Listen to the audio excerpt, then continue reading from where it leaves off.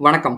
இன்னைக்கு நம்ம எத பத்தி பார்க்க போறோம்னு பார்த்தீங்கன்னா, ஜாவாஸ்கிரிப்ட்ல உள்ள ஃபங்ஷன்ஸ் பத்தி தான் வந்து பார்க்க போறோம். ஸோ ஃபங்ஷன்ஸ்னா என்ன அப்படின்னு ஃபர்ஸ்ட்டு பார்த்தீங்கன்னா, ஒரு பிளாக் ஆஃப் கோடு இருக்கும். அது வந்து ஒரு பர்ட்டிகுலர் டாஸ்க் வந்து நம்ம எக்ஸிக்யூட் பண்ணணும்னு நெனைக்கிறோம்னா, அந்த அப்போ வந்து நம்ம அந்த ஃபங்ஷன்ஸ் வந்து யூஸ் பண்ணுவோம். இந்த ஃபங்ஷன்ஸ் வந்து எப்பப்பலாம் யூஸ் ஆகும் அப்படின்னு பார்த்தீங்கன்னா, ஒரு யூசர் வந்து ஒரு பட்டன கிளிக் பண்றப்பயோ, இல்ல வந்து ஆட்டோமேட்டிக்கா அந்த பேஜ் லோட் ஆனோனே எனக்கு அந்த ஃபங்ஷன் வந்து கால் ஆகி எனக்கு அதுக்கான ரிசல்ட் வேணும் அப்படின்னு நெனைக்கிறோமோ, அந்த மாரி நேரத்தில வந்துட்டு நமக்கு வந்து ஃபங்ஷன் வந்து யூஸ்ஃபுல்லா இருக்கும். ஸோ ஃபங்ஷனோட ஃபர்ஸ்ட்டு வந்து சின்டாக்ஸ் வந்து என்னன்றத ஃபர்ஸ்ட்டு வந்து பார்த்துடலாம்.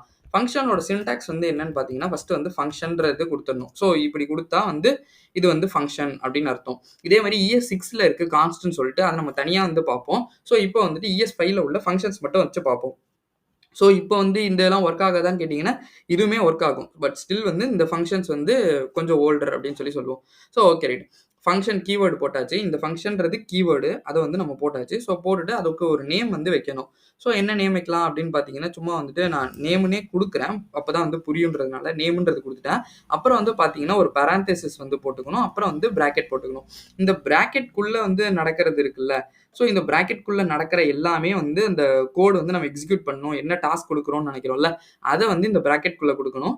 இங்க இந்த கர்லி பிரேஸ் சாரி இந்த கர்லி பிரேஸ்க்குள்ள அந்த என்ன குடுக்குறோமோ அத குடுக்கணும். இந்த பேரந்தசிஸ் இருக்குல்ல, ஸோ இந்த பேரந்தசிஸ்க்குள்ள என்ன குடுக்கணும்னு பார்த்தீங்கன்னா, நம்ம ஏதாவது பாராமீட்டர் வந்து வாங்கணும் இந்த ஃபங்ஷனுக்கு அப்படின்னு நெனைக்கிறோம் அப்படின்னா, param1, param2 அப்படின்னு போடுறேன். ஸோ இந்த மாரி ஏதாவது பாராமீட்டர் இதுலேருந்து வாங்கணும் அப்படின்னு நெனைக்கிறேன் அப்படின்னா, நான் வந்து இந்த மாரி ஃபங்ஷன்ஸ்க்கு இந்த பேரந்தசிஸ் வந்து குடுத்துக்கலாம். ஸோ நம்ம வந்து ஒரு எக்ஸாம்பிள் வச்சு பார்த்துடலாம். அப்போ வந்து உங்களுக்கு இன்னுமே வந்து ஈஸியா புரியும். ஸோ இங்க வந்து இந்த சின்டாக்ஸ் வந்து டெலீட் பண்ணிடுறேன். ஸோ டெலீட் பண்ணிட்டு என்ன பண்றோம், நம்ம எப்பவும் போல ஐடி இஸ் ஈக்குவல் டூ டெமோன்றது வச்சாச்சு. ஸ்கிரிப்ட் டேக்குள்ள போயிட்டு நம்ம ஃபங்ஷன்றத எழுதிடலாம். ஸோ ஃபங்ஷன்றத எழுதிட்டு என்ன ஃபங்ஷன் வைக்க போறோம்? ஸோ நம்ம வந்து இப்போ வந்து மல்டிப்ளை ஃபங்ஷன் எழுத போறேன். ஸோ வந்து அம் மல்டிப்ளை மல்டிப்ளை கோட் அப்படின்ற மாரி வந்து வைக்கிறேன். ஸோ இதுக்கு வந்து நான் 2 வேல்யூ வந்து வாங்குறேன். ஸோ என்னென்ன வேல்யூ அப்படின்னு பார்த்தீங்கன்னா, ஏபி அப்படின்னு சொல்லி வாங்குறேன். ஸோ வாங்கி இந்த இத வந்து ஓப்பன் பண்ணி க்ளோஸ் பண்ணிடுறேன். ஸோ இப்போ எனக்கு இங்க என்ன நடக்கணும்னா, ரிட்டர்ன்றது கீவேர்ட் இருக்கு. ஸோ ரிட்டர்ன்னா என்னன்றத நான் சொல்றேன். பட் இப்போதைக்கு இத பாருங்களேன். ஏ இன்டூ பி அப்படின்னு போடுறேன். ஸோ வந்து ஏ இன்டூ பின்றது போட்டாச்சு. நான் இந்த பாராமீட்டர்ஸ்க்கு ஏ, பிக்கு இப்போ வேல்யூவே இல்லையே. நான் இப்போ இத எக்ஸிக்யூட் பண்ணேன்னா ஒண்ணுமே இல்லாம வெறும் அன்டிஃபைன்ட் அப்படின்னு வந்து வரும். ஸோ இதனால வந்துட்டு நம்ம என்ன பண்றோம்னு பார்த்தீங்கன்னா, ஒரு ரிசல்ட்ன்னு ஒரு வேரியபிள் வந்து ஒண்ணு வைக்கிறேன். ஸோ வச்சுட்டு என்ன பண்றேன்னா, இந்த மல்டிப்ளை கோட் இருக்குல்ல, அதுக்குள்ள வந்துட்டு நான் வந்து வேல்யூஸ் வந்து பாஸ் பண்றேன். 3, 3 அப்படின்னு சொல்லி. அப்ப என்ன ஆகும்? ஏன்றது இந்த 3ல விழுகும். பின்றது இந்த 3ல விழுகும். ஸோ 3 இன்டூ 3 வந்து நமக்கு 9ன்றது ஆன்சர் வரும்.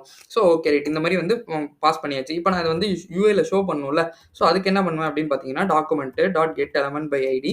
ஸோ டாக்குமெண்ட்னா என்னன்னு பார்த்தீங்கன்னா, HTMLலே ஒரு டாக்குமெண்ட் தான். ஸோ டாக்குமென்ட் நம்ம இங்க வந்து எத வச்சு ஐடிய வச்சு எடுக்க போறோம். So get element by ID. உள்ள வந்து என்ன பேர் குடுத்துருக்கோம்? டெமோ. ஸோ டெமோன்றத செலக்ட் பண்ணிட்டு, இன்னர் HTMLல வந்துட்டு இந்த ரிசல்ட்ன்றத ஷோ பண்ணு அப்படின்றத சொல்லிடுறேன். ஸோ நான் இங்க குடுத்தோனயே பார்த்தீங்கன்னா, இந்த மொத்த ஃபங்ஷன்ஸுமே வந்து ரன் ஆக ஆரம்பிச்சுச்சு. நான் இங்க வந்து ஒரு ரெஃப்ரெஷ் மட்டும் பண்றேன். என்ன நடக்குதுன்னு பாருங்க. ஸோ இங்க வந்து வேல்யூ வந்து 9 வந்துருச்சு. நான் இங்க வேல்யூ மாத்துறேன்னு வச்சுக்கோங்களேன். 3,9ன்னு மாத்துறேன்னா, ஸோ இங்க வந்து மறுபடியும் வந்து ஒரு ரெஃப்ரெஷ் மட்டும் பண்ணிட்டோம்னா 27ன்றது வந்துரும். So 9 3 R 27. ஸோ இந்த மாரி வந்துட்டு வேல்யூ வந்து அசைன் ஆகும். இதுதான் வந்து நம்ம ஃபங்ஷன்ஸ்ன்னு சொல்றோம். ஃபங்ஷன் இன்வோகேஷன்னு ஒண்ணு இருக்கு. ஸோ ஃபங்ஷன் இன்வோகேஷன்னா என்னன்னு பார்த்தீங்கன்னா, ஒரு ஃபங்ஷன வந்து இப்ப நான் வந்து கால் பண்றேன். ஸோ வந்து ஏதாவது வந்து இங்க ஒரு எக்ஸாம்பிளுக்கு ஒரு பட்டன் வச்சிருக்கேன்னு எடுத்துப்போமே. ஸோ நான் இங்க வந்து ஒரு யுஐல வந்துட்டு ஒரு பட்டன்றது வந்து ஒண்ணு வைக்கிறேன். ஸோ பட்டன் வச்சுட்டு சும்மா வந்துட்டு இந்த நேம் குடுத்துக்கிறேன். ஸோ நான் இப்ப இத கிளிக் பண்ணேன்னா எனக்கு வந்து இந்த ஃபங்ஷன் கால் ஆகணும்னு சொல்றது. அதே மாரி வந்துட்டு இப்ப இந்த ஃபங்ஷன் வந்து இந்த மல்டிப்ளை கோட் வந்து நான் கிளிக்கே பண்ணல. பட் ஆட்டோமேட்டிக்கா வந்து நடக்கணும். இந்த மாரி வந்து அதாவது அத வந்து செல்ஃப் இன்வோக்ன்னு சொல்லுவோம். ஸோ இந்த மாரி ஒரு யூசர் கிளிக் பண்றப்ப நடக்கிறப்போ, இதெல்லாம் வந்து தான் நம்ம ஃபங்ஷன் இன்வொகேஷன் அப்படின்னு சொல்லுவோம். இந்த ஃபங்ஷன்ல நான் வந்து ரிட்டர்ன்ன்றது ஒரு வேர்ட் சொல்லியிருந்தேன். ஸோ இந்த ரிட்டர்ன்ன்றது என்னன்னு வந்து சொல்லியிருந்தேன்ல. ஸோ இந்த ரிட்டர்ன்ற வேல்யூ வந்து அதாவது வந்து இந்த ஸ்டேட்மெண்ட் வந்து எங்க வந்துருச்சோ, அதுக்கப்புறம் நீங்க என்ன குடுத்தாலும் அதுக்கு உள்ளது வந்து ரன் ஆகுது. ஸோ நான் இங்க வந்துட்டு சும்மா ஒரு எக்ஸாம்பிளுக்கு பி இன்டூ ஏன்றத குடுக்குறேன்னு வச்சுக்கோங்களேன். இப்ப நான் இத குடுத்துட்டேன்னா, இந்த ரிட்டர்னுக்கு அப்புறம் உள்ளது என்னவா இருந்தாலும் அது கால்குலேட் பண்ணி அதோட வேல்யூஸ் வந்து ஷோவே பண்ணாது. நான் இதே வந்து இந்த ரிட்டர்ன் வந்துருச்சுன்னா, அந்த வேல்யூவ அது ரிட்டர்ன் பண்ணும் அப்படின்னு அர்த்தம். அதே மாரி ரிட்டர்ன் ஸ்டேட்மென்ட்க்கு அப்புறம் நீங்க எத போட்டாலும் அது வந்து வொர்க் ஆகாது. ஸோ இது 2 தான் வந்து ஃபங்ஷன்ஸோட வந்து ரிட்டர்ன்ன்றது. ஸோ வந்து ஏன் ஃபங்ஷன யூஸ் பண்ணணும்? இப்போ இவ்ளோ இருக்கு. ஸோ நம்ம ஏன் வந்து ஃபங்ஷன யூஸ் பண்ணணும் அப்படின்னு பார்த்தீங்கன்னா, ஒரு கோட வந்து நம்ம ரீயூஸ் பண்ணிக்கலாம். இப்ப நான் மல்டிப்ளை கோடுன்னு இருக்குல்ல. ஸோ நான் இதையே வந்துட்டு என்ன பண்றேன்னு வச்சுக்கோங்களேன் வந்து இங்க மறுபடியும் வந்துட்டு லெட் டெஸ்ட்ன்னு போட்டுக்கிறேன். So test is equal to divide code அப்படின்னு சொல்லி போட்டுறேன். ஸோ டிவைட் கோட் அப்படின்னு போட்டு 1,2ன்றது போடுறேன்னு வச்சுக்கோங்களேன். ஸோ போட்டு நான் இங்கே வந்து ஷோ பண்ணுறேன்னு வச்சுக்கோங்களேன். ஷோ ஆகாது.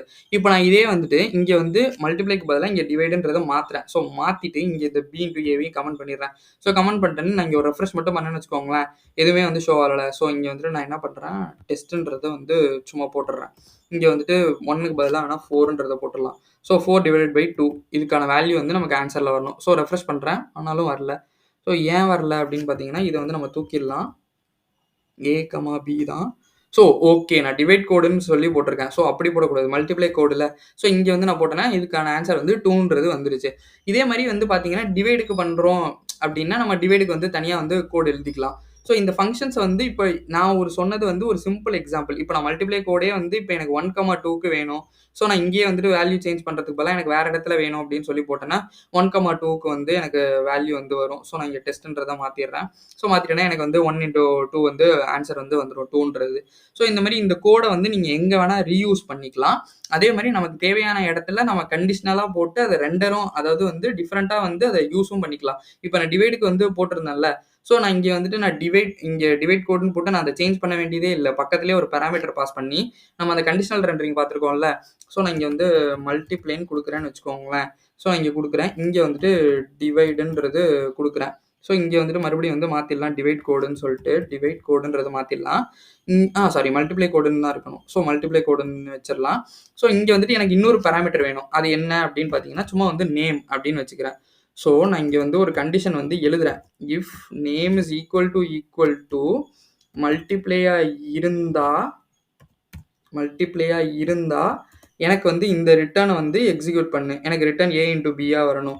எல்ஸு, ஸோ எல்ஸில் வந்து பார்த்தீங்கன்னா, இல்லை எல்ஸ் இஃப் கூட போடலாம் நீங்கள். எல்ஸ் இஃப்னா வந்துட்டு இன்னொரு கண்டிஷன் வைக்கிற மாதிரி. இப்போ நமக்கு 2 கண்டிஷன் தான் இருக்குது அப்படின்றதுனால நம்ம வெறும் எல்ஸ் மட்டும் போட்டுக்கலாம். ஸோ நான் இங்கே இந்த காப்பி பண்ணிக்கிறேன் இந்த ரிட்டர்ன் A × B. பட் ஆனால் வந்து எனக்கு இங்கே என்ன வரணும்னா A/B அப்படின்றது வரணும். ஸோ இங்கே வந்து நம்ம டிவைட் கண்டிஷன் போட்டிருக்கோம். ஸோ வந்து டிவைடட்னு போட்டிருக்கேன். இப்போ நான் இங்கே வந்து டெஸ்ட்டோட ரிசல்ட் போட்டிருக்கேன். நான் இங்கே வந்துட்டு இங்கே மாற்றுறேன்னு வச்சுக்கோங்களேன்.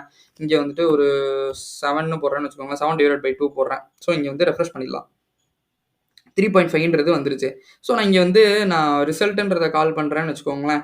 இந்த இடத்துல மல்டிப்ளைன்னு போட்டேன்னா 27ன்றது வந்துடும். ஸோ இந்த மாதிரி வந்து நம்ம கோடை வந்து எவ்வளோக்கு எவ்வளோ ரீயூஸ் பண்ண முடியுமோ, இப்போ இது மல்டிப்ளையாக இருந்தால் இது நடக்கணும், டிவைடாக இருந்தால் இது நடக்கணும். ஆனால் நான் ரெண்டுத்துக்கும் ஒரே ஃபங்க்ஷனை தான் வந்து கால் பண்ணுறேன். ஸோ எவ்வளோக்கு எவ்வளோ நம்ம கோடை ரீயூஸ் பண்ண முடியுன்றதை பார்க்கணும். ஸோ அந்த மாதிரி நேரத்துலலாம் ஃபங்க்ஷன்ஸ் வந்து ரொம்பவே யூஸ்ஃபுல்லாக இருக்கும். ஸோ இதுதான் ஒரு எக்ஸாம்பிள்.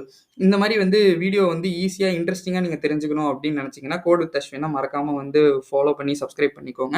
இதில் ஏதாவது டவுட் இருந்தால் கமெண்ட் பண்ணுங்கள், நான் உங்களுக்கு கண்டிப்பாக ரிப்ளை பண்ணுறேன். இந்த வீடியோ பிடிச்சிருந்தா லைக் பண்ணுங்கள், ஷேர் பண்ணுங்கள், சப்ஸ்கிரைப் பண்ண மறந்துடாதீங்க. தேங்க்யூ ஃபார் வாட்சிங் திஸ் வீடியோ.